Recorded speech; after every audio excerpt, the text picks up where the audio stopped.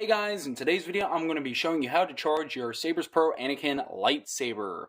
So when it comes down to charging the saber, what you're going to want to do is unscrew the bottom portion of the saber hilt, just like so. We can set this off to the side, and then what we have here is the battery component.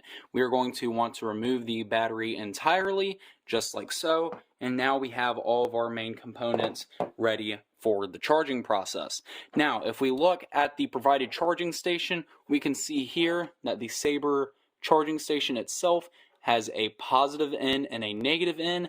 This is connected to a spring, so the battery will fit into this section right here. If we look at the battery, there is a positive end and a negative end marked on the battery itself. Now, when it comes to actually plugging in the charging station, I am using a charging block right here. This is a 5.0 volt charging block, and it will say what type of charging block it is on the back of the charging block itself. You want to make sure it is a 5 volt charging block, and then once you secure your charging block, you're simply going to plug in the charger and you're going to plug the system in. You'll see that the charging station itself will have a green light showing that the charging block is successfully connected.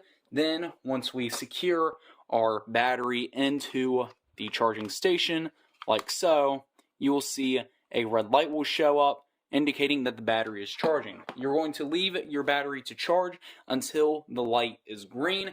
That way you know your saber is fully charged and ready for use. Now, the reason you want to make sure you have the right type of charging block is that way you know that you're not going to damage the battery in any way, shape, or form. You're not going to want to use any form of fast charger. You're going to want to check just to make sure that the battery charging block itself is a 5 volt block output. That way you know you're not damaging any of the components of your lightsaber, and that goes for any lightsaber, not just this charging process. It's good to make sure that you're using the right type of charging block, because if you use a charging block that lets out too many volts, you can actually damage the lightsaber components. But once your lightsaber battery is done charging, you're simply going to remove it from the station and you're going to insert it back into the lightsaber hilt.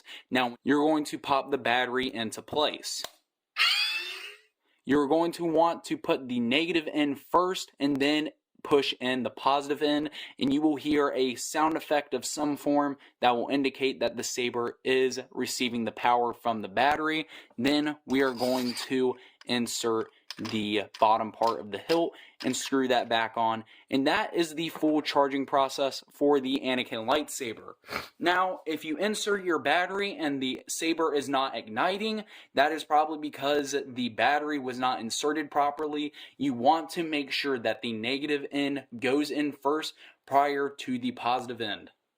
Other than that, that is the charging process for the Anakin lightsaber. It's super simple and really easy to use. But guys, that's all for me. I hope you enjoyed this video. If so, be sure to leave a like, comment if you got any questions down in the comment section below, and be sure to subscribe and hit that notification bell so you never miss a video.